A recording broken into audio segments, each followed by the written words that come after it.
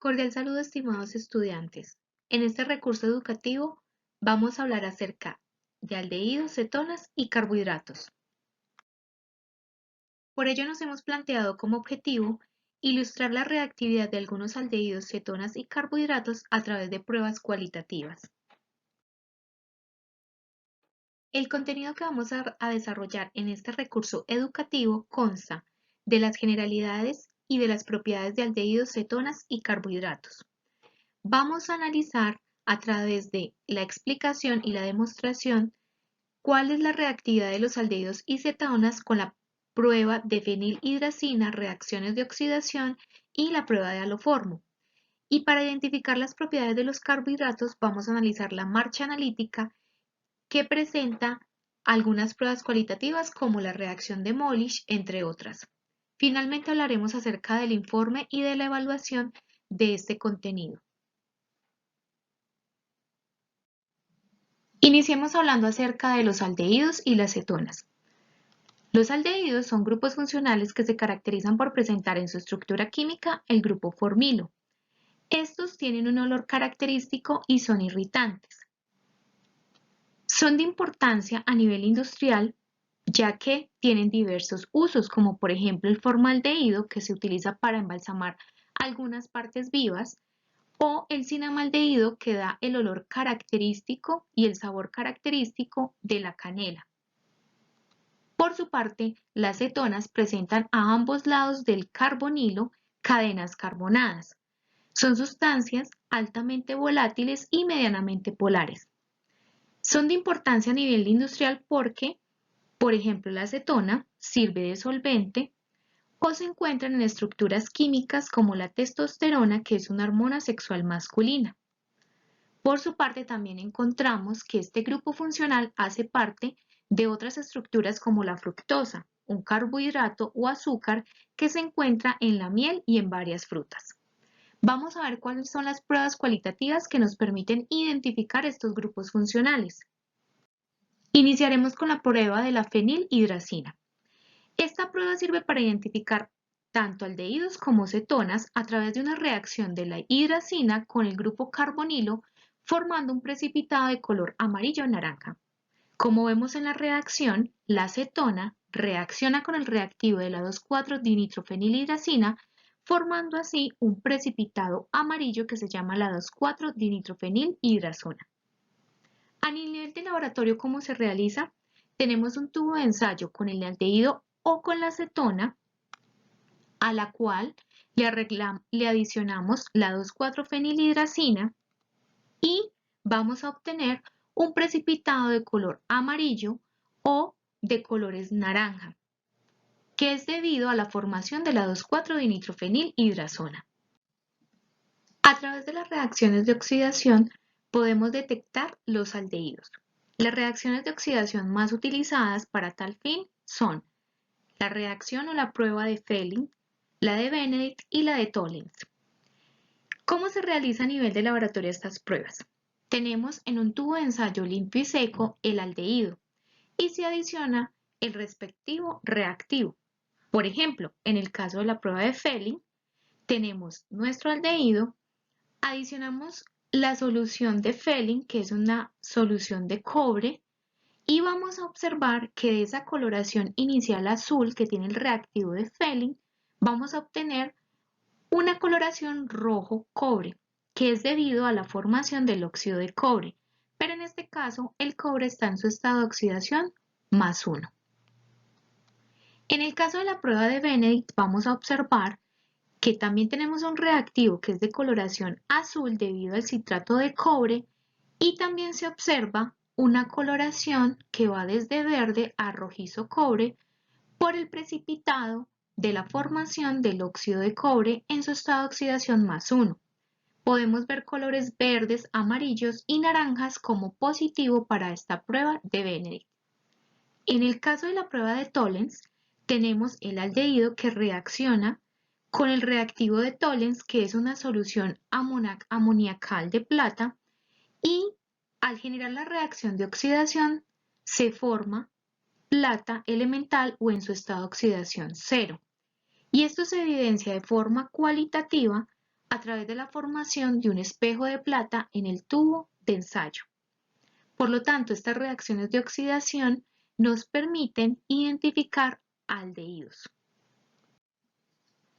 El caso de la prueba del haloformo nos permite detectar cetonas a través de la reacción de los hidrógenos alfa de estos compuestos por reacción con una base como hidróxido de sodio o hidróxido de potasio y por adición del reactivo Lugol, que en este caso es una solución de yodo con yoduro de potasio.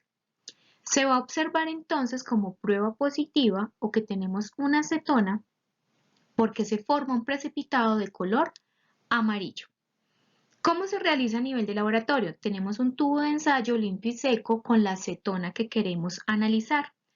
Adicionamos hidróxido de potasio, calentamos y luego adicionamos el reactivo de Lugol o de yodo y observamos la formación de ese precipitado amarillo debido a la formación de un trialometano. Continuemos hablando acerca de los carbohidratos. Los carbohidratos son glúcidos o hidratos de carbono y son biomoléculas cuya principal función es proporcionar energía inmediata a los seres vivos, así como una función estructural. Químicamente, los glúcidos se definen como polihidroxialdehídos o polihidroxicetonas, es decir, que su estructura tiene grupo funcional aldehído o el grupo funcional cetona. Encontramos tres tipos o clasificaciones de estos carbohidratos. Tenemos los monosacáridos, es decir, que están compuestos por una sola unidad, y estos se pueden nombrar dependiendo del número de carbonos, como hexosas, pentosas, treosas. También se pueden nombrar dependiendo si presenta un grupo cetona como cetosa o si presenta el grupo aldehído como aldosa.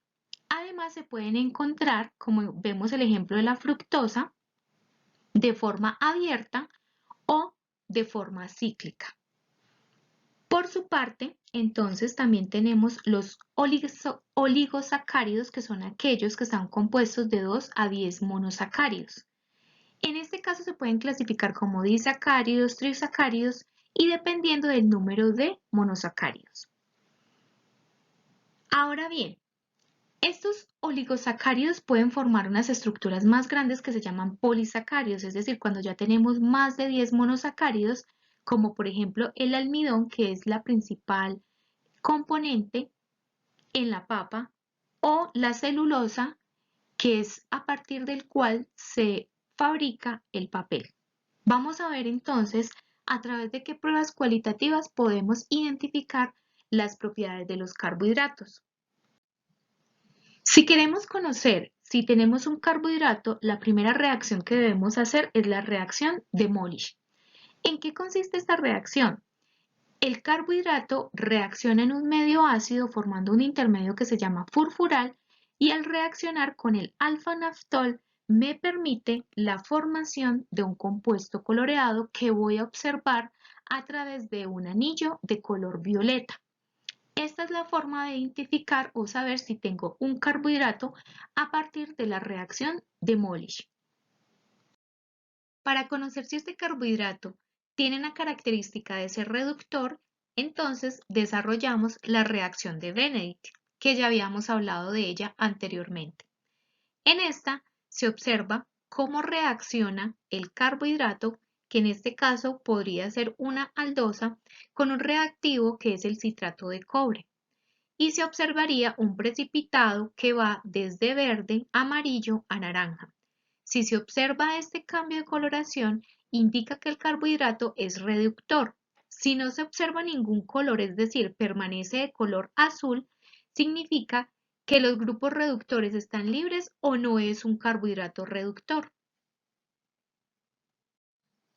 Pero también podemos saber si ese carbohidrato que yo tengo es almidón. ¿Cómo? Esta reacción se hace utilizando el Lugol o una solución de yodo y yoduro de potasio. Adiciono al tubo de ensayo donde tengo el carbohidrato esta solución de Lugol y si observo una coloración azul significa que tengo almidón.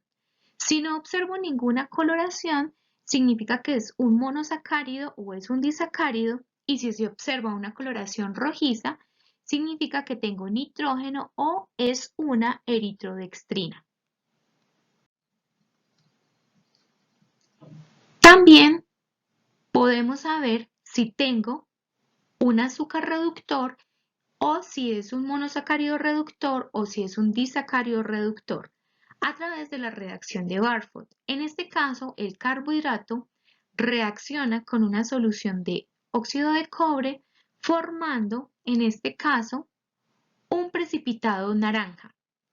Si se forma un precipitado naranja entre 2 a 7 minutos, significa que yo tengo un monosacárido reductor. Si tengo un precipitado entre 7 a 12 minutos, significa que tengo un disacárido reductor. Pero si no observo ningún precipitado, significa que no es un reductor el carbohidrato que estoy analizando y que posiblemente es sacarosa. Ahora bien, para saber si tengo una hexosa o una pentosa, puedo realizar la reacción de Dial. ¿En qué consiste? Tengo mi carbohidrato en el tubo de ensayo. Adiciono un medio ácido y se forma el furfural como intermediario. Al reaccionar con el orcinol, se forma un compuesto de color verde-azul. En el caso en que se forma un compuesto de color verde-azul, significa que tengo una pentosa, es decir, un carbohidrato de 5 átomos de carbono. Pero si no hay coloración, significa que tengo una hexosa, es decir, un carbohidrato de 6 átomos de carbono. Y finalmente, a través de la reacción de Seliwanov, puedo conocer si el carbohidrato es una aldosa o es una cetosa.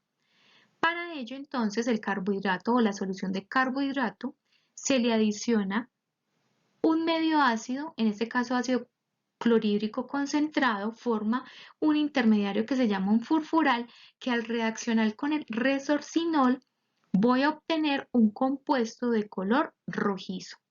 Si tengo ese compuesto o esa coloración rojiza, significa que tengo un carbohidrato de tipo cetosa.